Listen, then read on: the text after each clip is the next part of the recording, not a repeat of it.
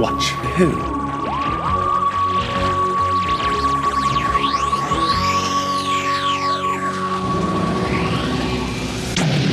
Hello. And welcome to Watch Who, a Doctor Who podcast. I'm Mark.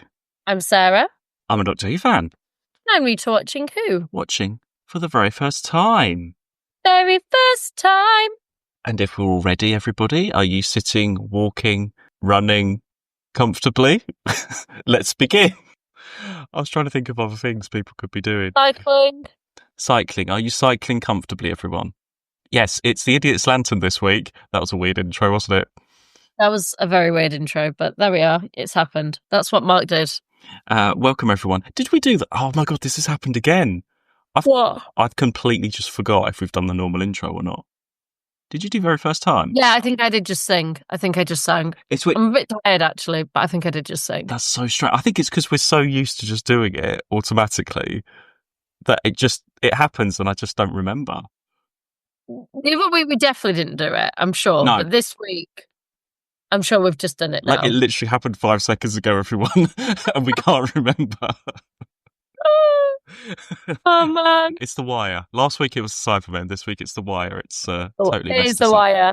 But before we start, actually, a couple of things. Oh, actually, no, first thing, you got your birthday present. It arrived. I did! Yay! I'll have to send a picture that Mark can put up. Actually, you have a picture because I sent it you when it arrived, didn't I? Oh, no. See, this is the thing. Oh, no, you did. Yes, you did. No, at first you didn't, and then you did, because I was like, what are you talking about? And then you sent the picture. Yeah, but I sent a picture. But I couldn't send a picture of, like, nothing. But I wanted to send it when it was all complete. So it's not a scammer for one. You've got a, what is it, Plantagotchi? Yeah, so it's a plant pot. It's like a smart plant pot. So it's got a little face, and it tells me when it needs watering. And I've just sent Mark a picture because it's sad right now because it hasn't got enough light. So it's got a little sad face at me. So I need to like move it to some light. It's very demanding. I'll say that.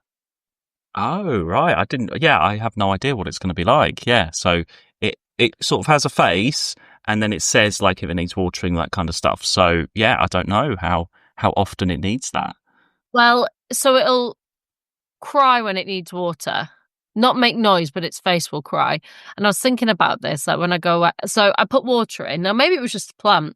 Got the plant, and I chose a plant that would need water from underneath, because that's how you lift a plant and you put the water in underneath.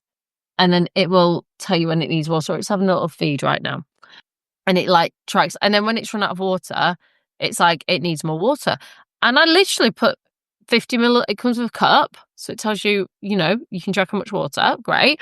And I just put 50 ml. The next day it was like, it needs more water. I was like, what is this plant doing? I was like, how bloody thirsty? It's only a small plant. How thirsty is this plant? So then I put like 100 ml in. I was like, I'm just going to overwater the plant and it can just have as much water as it needs. So it's been going all right since then. But I was like, I can't keep putting 50 ml in every like bloody day. I'm going away soon. I was like, how do I tell this person that looks after Mabel, can you like feed Mabel and can you water my plant when it's crying? Yeah, maybe because it's just been quite warm. Maybe that it just needs to adjust a little bit. Yeah, that's quite fitting actually. Plant pot with a face on, as we're doing the Idiot's Lantern. Just bringing it back to Doctor Who. It's very. Yeah. Oh my God, merchandise! Idiot's Lantern plant pot with the Wire's face on it, and it talks with the Wire's face on it. Maury Lipman. Very specific. Very specific. Actually, speaking of which, a couple of things from last week which I need to mention. So when I edit the episodes back, I'm always like, oh no, have I said that right? Is that actually a thing? And I forgot to say this, that kind of stuff. Well, did you get my voice note? I did get your voice note, yes. Yeah, see, I forgot something. Yeah. So obviously we're not a factual podcast, everybody. I just need to say that every now and then. We watch Doctor Who, then we talk about it. Whether there are some facts in there or not is bonus. If you want to find a Doctor Who podcast with actual facts for the history of the show, we're probably... It ain't us. It's not us. We're just... whatever comes to mind. Probably should have said this earlier. Maybe we should work that into the intro. Anyway, I just wanted to, because I know people will say something about this. We were talking about parallel universes in Doctor Who, and I said we haven't really had that at all. And obviously, we remembered our favourite, the Mind Dropper, which was slightly. We totally forgot that there has been parallel universes. Inferno with the evil Brigadier and Liz Shaw and everything. I said there'd been some.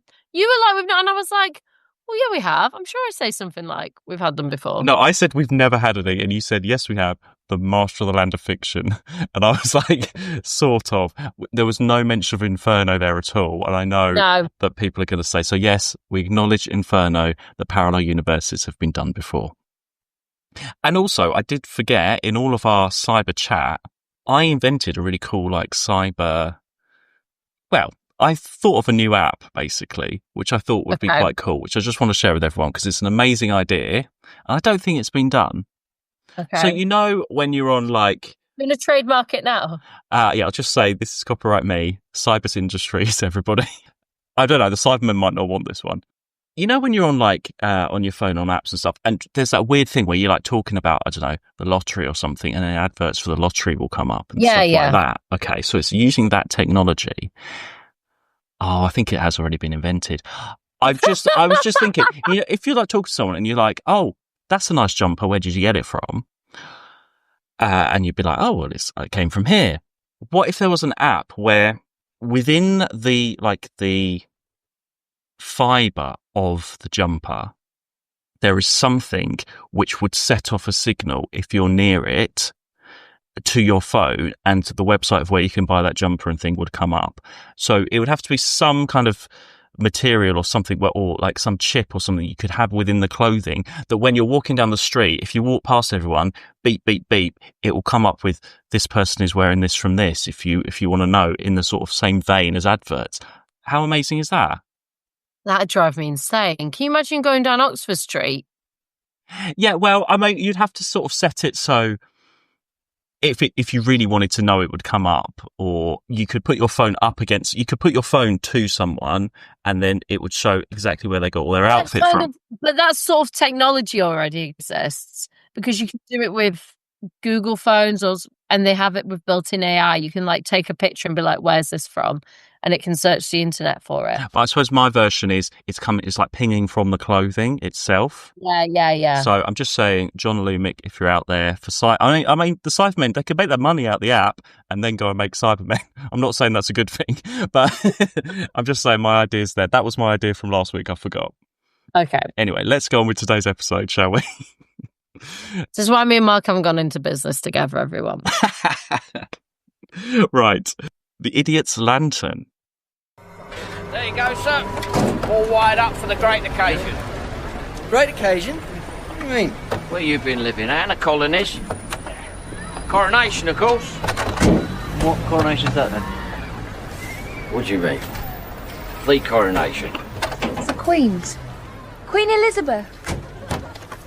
Oh, is this 1953? Last time I looked, time for a lovely bit of pomp and circumstance. What we do best. Look at all the TV aerials. Looks like everyone's got one. That's weird. My nan said tellies were so rare they all had to pile into one house. Not around here, love. Magpies, marvellous tellies. Only £5 a pop. So this one, I think it gets forgotten in all the other big episodes of the series, because you got some two-parters either side of it. I don't think it's that majorly highly regarded. It's written by Mark Gatiss, but I don't think it's as good as his Charles Dickens ones. And yeah, it sort of gets forgotten. So watching this back, I was like, I don't know. I wasn't particularly excited about going into this one. And can I just say, just before we start, production-wise, I know I always complain about stuff. I think some of it, did you feel like the sort of colour grading and the colours were a bit sort of too orangey, not sepia-y, but... I think it's supposed to be, because it's supposed to feel like it's Coronation, like old film sort of time. I think it's supposed to be. I think it is, but I just don't really like the weird colour palette of it. That's just been really fussy. And something else I noticed about the production, which I looked up afterwards, I don't know if you noticed, nearly every shot is at an angle. Slight, it can quite a lot or slight. Nearly every single shot throughout the whole thing, which was quite deliberate, which I'd never noticed that before. There we go. I didn't notice it specifically, but now you've said it, maybe. And so yeah, we're in the 1950s. Yes. Sorry, we are in the 1950s. I was like still processing the angles. Yeah, 1950s, which I don't think, here we go, fact everyone, I don't think we've been there before. We must have. I can't think of any time for that kind of time period. Were we not there for in the 80s when we went to Wales? Oh, Delta and the Bannerman. Oh my God, yes. Oh my God, I can't believe you remembered that one. It's Sarah just pulling it out of the park at the minute. Marley's like, we've never done this. And I'm like, what about this? Thank you very much. I think that was 1959. But it's the 50s. Thank you very much. It is the 50s. Yeah. And I like how when they do historical stories, they set it around a real life event. So this time it's the coronation of the Queen. Love the Queen. We're getting like Crown vibes here. All of that. And I think we all know about the idea of the coronation, and everyone got TVs for that. It's sort of that kind of thing you sort of learn in school a little bit, don't you? It is, yeah. And I kind of liked the simpler sort of home side of it, of this story. Well, so you've got sort of two plots here, haven't you? You've got the whole wire taking over the world thing through TVs, and then you've got like the family story as well. This is very much a B story, and I'm fine with that. You have A stories that are like, if this was an A story, they'd have been like at the coronation, or they'd have been like down the mall. Something would have been, and they have to like save the coronation. And we wouldn't have had like the Queen, or they'd have like stumbled in and like at some point stumbled in and like seen her in her coronation. It's something, if it was an A story, it's not. This is very much a B story. And you need B stories in a season because you have budgets. Yeah, it's a bit of a filler episode in between things. Yeah, and it's not bad. It's quite nice, actually. It's not a great story for Rose. Well, no, I mean, I've written this for later on. So Rose sort of disappears halfway through. And I think there might be two reasons for that. One, I think, like you said, production-wise, because like back in the 60s where someone went on holiday for like 2 weeks and Barbara was written out on the planet somewhere or knocked out or something. You have that equivalent here. I think the way that they plan it out and the way that they film stuff, she's only available for a certain, number of days here. So she does her bit and then she probably goes off. They're probably filming 2 episodes at the same time because I know later on there's an episode where Rose is in it more than the Doctor. So it sort of balances out. So yeah, it's quite interesting, those two things there. You've got like the tone of the episodes where this is like, we've had that big Cyberman thing, which was like quite dark and grimy. And then, this is purposely here to have a bright, colourful-ish, orange-ish episode. It's all carefully planned out in that way. But yeah, and so Rose is just a face for a lot of it and she's off. She has a confrontation, she loses her face, she's in a TV, which is pre-filmed. Yeah. Yeah, but Clothes Watch, great outfit. Great outfit. I'm sure that'll be up for outfit. That is very good. I think maybe, and the Doctor's got his quiff as well, a little bit. Yeah, it's not really an outfit. It's more of a hair choice. hair watch. The very rare hair watch we do. I think very rare. This is the first time. I mean, I think maybe part of it is they land and I think they think they're going to be in like America or something, and then yeah. But it's just the sort of the bricks and just the colour. It looks so cold and Welsh. I don't think it's that well. I didn't feel that Welsh actually. I'll be honest. I mean, I don't know. I just think they're trying. Maybe they brought up the colour a little bit to make it a bit more atmospheric, but I don't know. There's just something off. I genuinely thought that they might have not shot this in Wales. That's how I was trying to work out where they shot it. I mean, just around the corner. So location watch, everyone. So the road. Yeah, I'm going to guess if it's somewhere in Cardiff. Let me guess where in Cardiff. I'm going to go Roath. Cathays. It is It's pretty close. Cathays, Roath are next to each other. So it's Gower Street in Cathays. There we go. Which, I mean, a lot of those houses round Cardiff sort of look like that, don't they? There's a lot of rows of houses like that. And they're probably from sort of 40s, 50s anyway. Yeah, they would be, yeah. So perfect for the location people. But yeah, that whole road is... Oh, no, sorry, Gower Street. Oh, sorry, Florenta Street as well. There's Florenta. I mean, they must be sort of next to each other. It's Cathays, basically. That is the main filming. They did do a little bit at Alexandra Palace, just for sort of some of the outside stuff. Oh, and then Magpie's shop is Penny Lan. Yeah. Do you know what? That is going up towards Roth because my other instinct was towards Pennyland. That's why I was thinking Roth. I reckon. So you know where the Pennyland pantry? Oh my God, I was just thinking that. I was like, we went somewhere for lunch in Penny Lan. Yeah, I think it's near there. Yeah. And there's like a shop that's like, but it's not a shop. I reckon it was there. Yeah, I think it is on the corner. Yeah, near Penny Lan pantry, which did really not. We had a phase of going there a couple of times, didn't we, for lunch breaks? Yeah. It's still there. It's Pennyland pantry. Yeah, really nice sandwiches there where Magpie Electrics is. Yeah, and we've got, as we say, this storyline of, we've got the family. We see the family, don't we, at the beginning, the 1950s living room and everything. I absolutely love 1950s sort of, when you go to a museum and they've got a mock-up of a 1950s house. Yeah. I absolutely love that. I love doing that. Was that in Thingy then? I think that's studio. That's studio. Yeah, it's not on the locations website. Yeah, that is studio. But they've done it really well. And again, BBC sort of historical stuff. It's just one room, to be honest. It's just one room they're in. They never they have one other scene on the stairs, don't they? That's it. Outside the door. It's definitely a very budget story with the cast as well, actually. But you have that family, sort of typical sort of 1950s family. And a lot of the storyline focuses on the dad. And he's sort of like that, a bit of a stereotypical 50s dad, I'm going to say. I liked his storyline. Maybe it's because I kind of think of like my own upbringing. Not because my dad was ever like this. Complete opposite. My dad was not like that at all. But my dad did grow up in the war. And from all accounts, my granddad was quite strict. So I never saw that. My granddad softened by the time I knew him. But my dad was like a whole generation out. My dad was a child in the war. And we talked a lot about and with my mum. I mean, my mum's like much older now. She's in her late 70s. And if my dad was still alive, he'd be 93, 94. So like we talked a lot about how but I'm 35. So we talk a lot about if that as a generation thing, like I wouldn't do this or as I wouldn't talk in that way.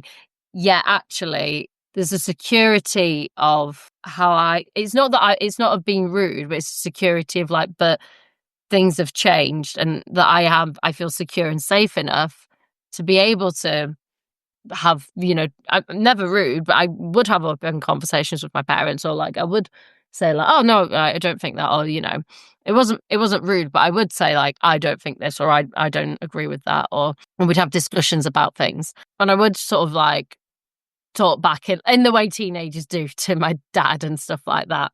My dad always said like, I'm actually glad that you can talk back to me because I never would have dreamed of being able to do that to my parents. He was like, because you get a good hiding.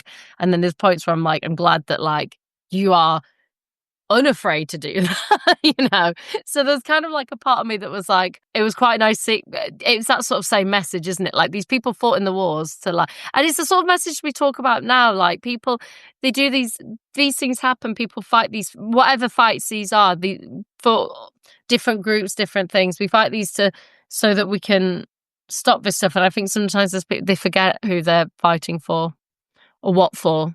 I really liked the message of this story. Yeah, it's definitely got that generational thing. And also, yeah, being so close to the war, people have come back from the war and probably quite... People are very different. People are very different. My mum always said, like, her parents got married before the war. They were like, and from all accounts, my grandma was very quiet. And I've told you stories about my grandma, and she was a changed woman from the war. And they came back and they were just very different people. They were just very different people. And it wasn't that he was always a quiet man, but she suddenly gained an independence that women never had before. Because women were just, you stay at home, and suddenly they were out. They were the women were the ones keeping.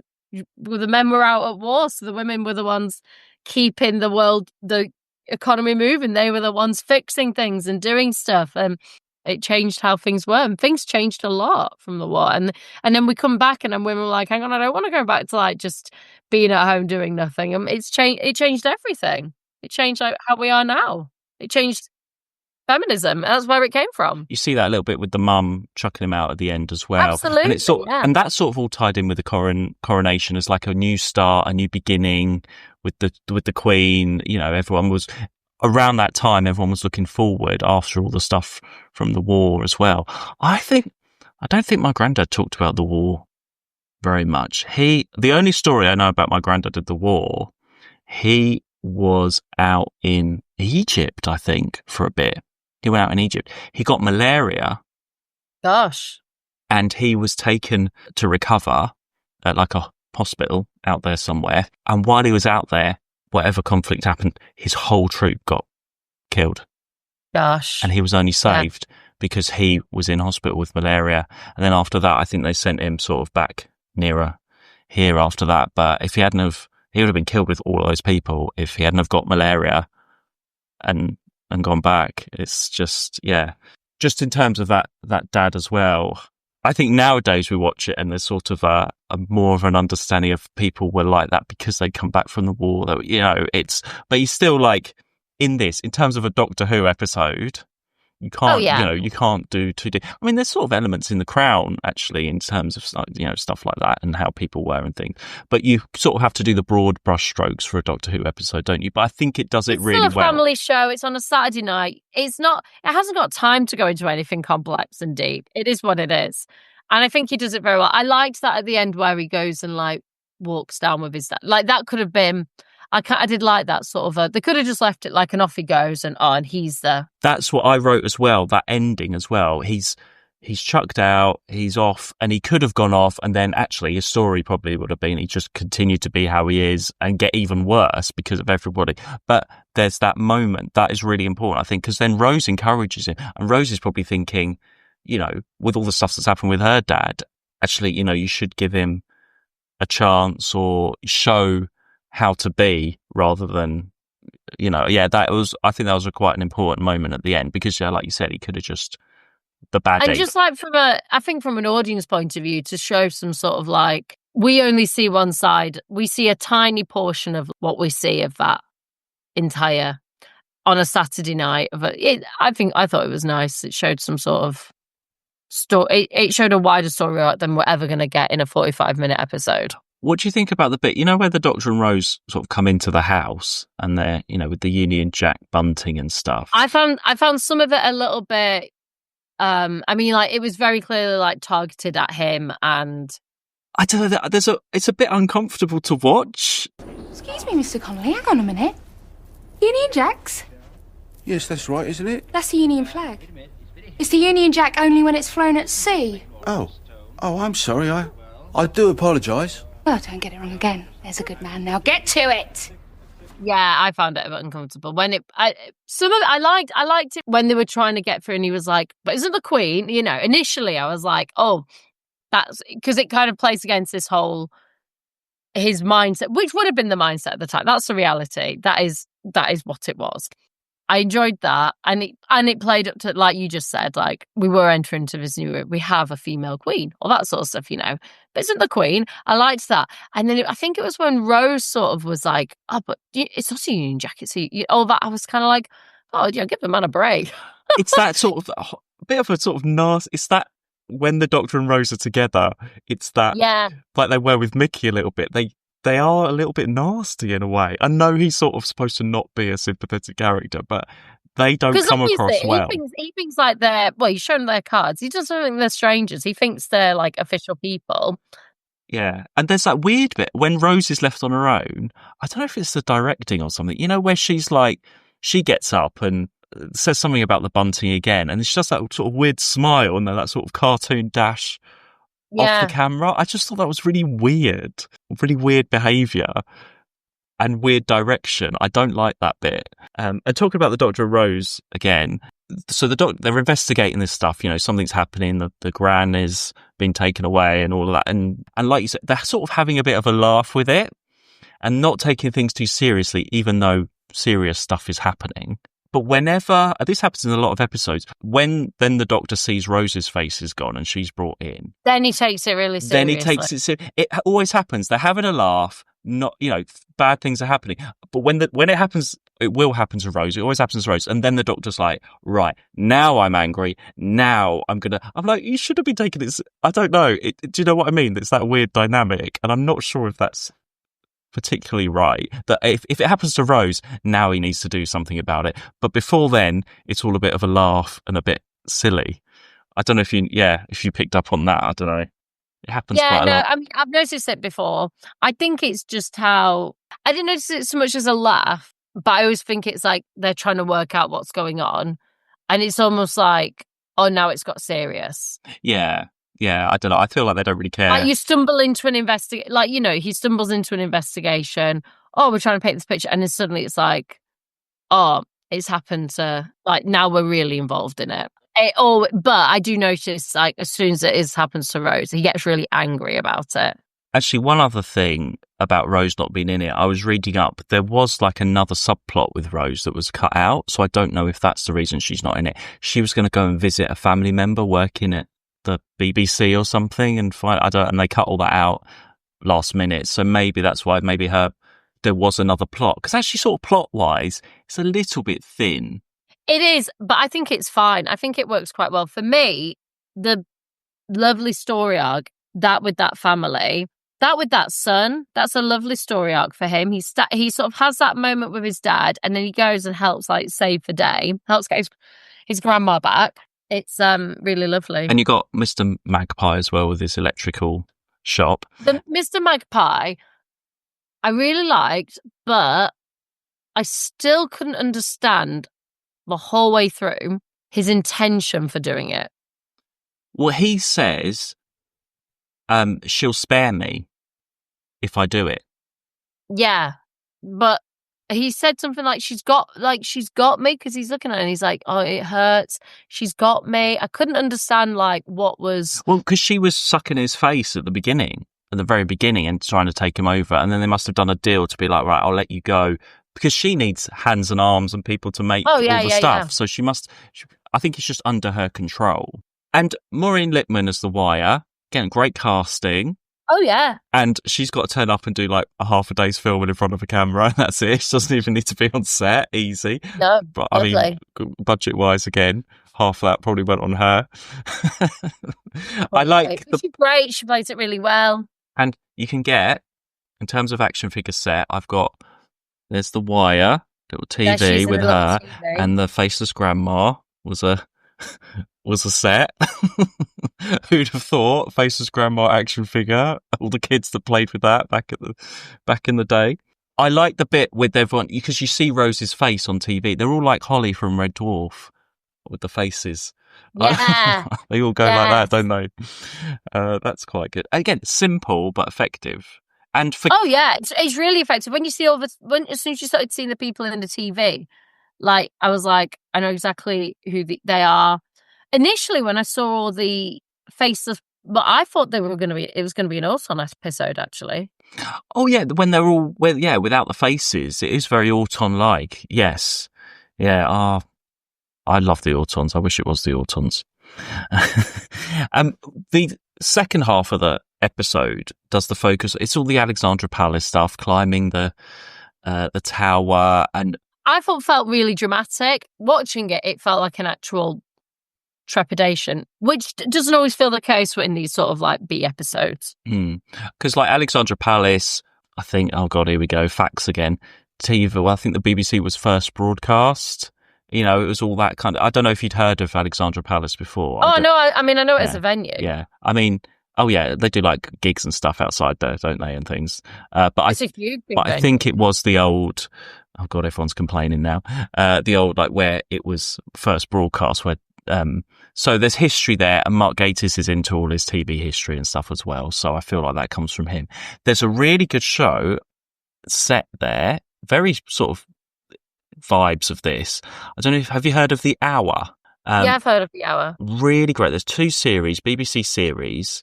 And it's about a news show that is being launched in 1956.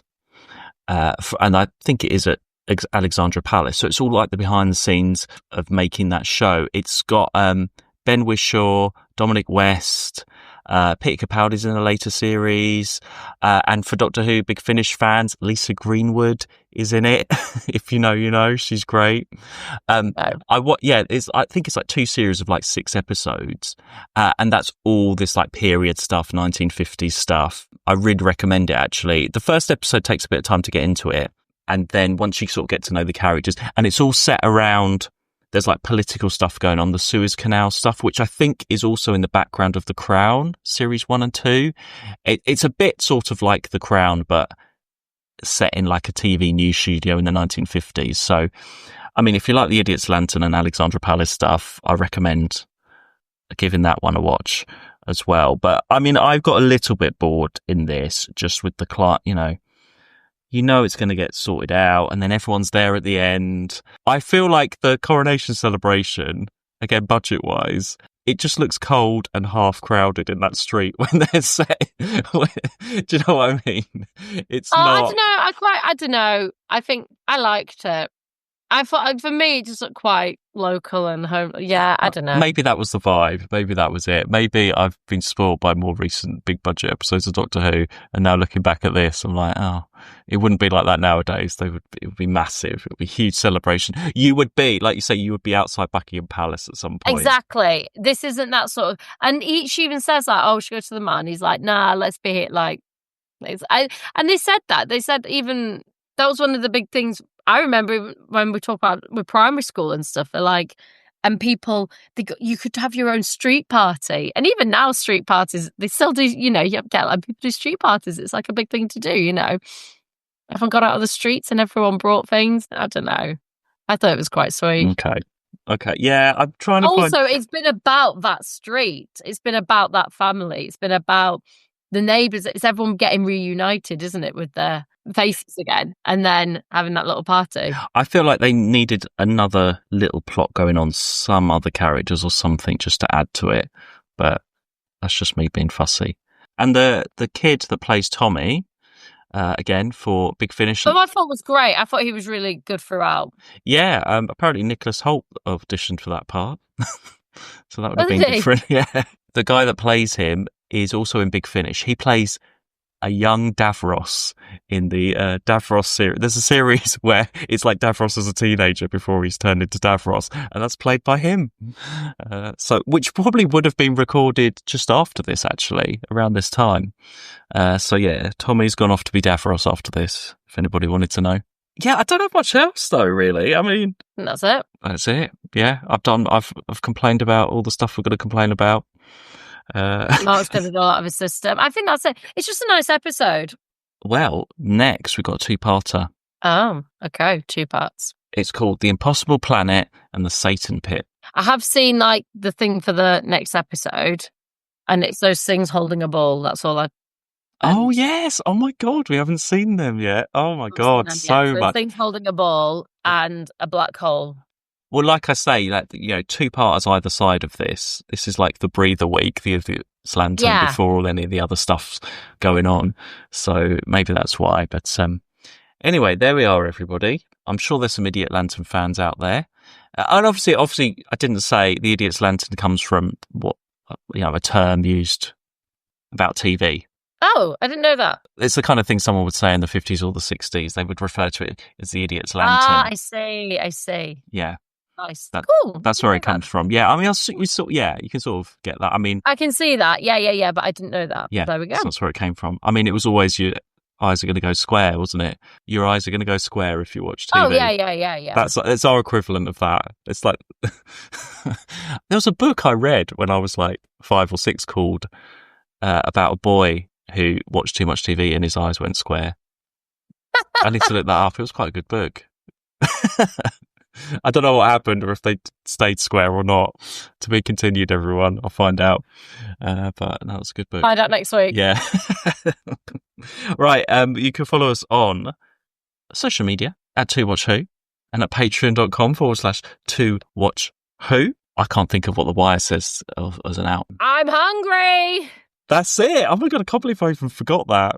There we go. We're hungry, everyone. we're going to go and eat your faces off. Bye. To watch who?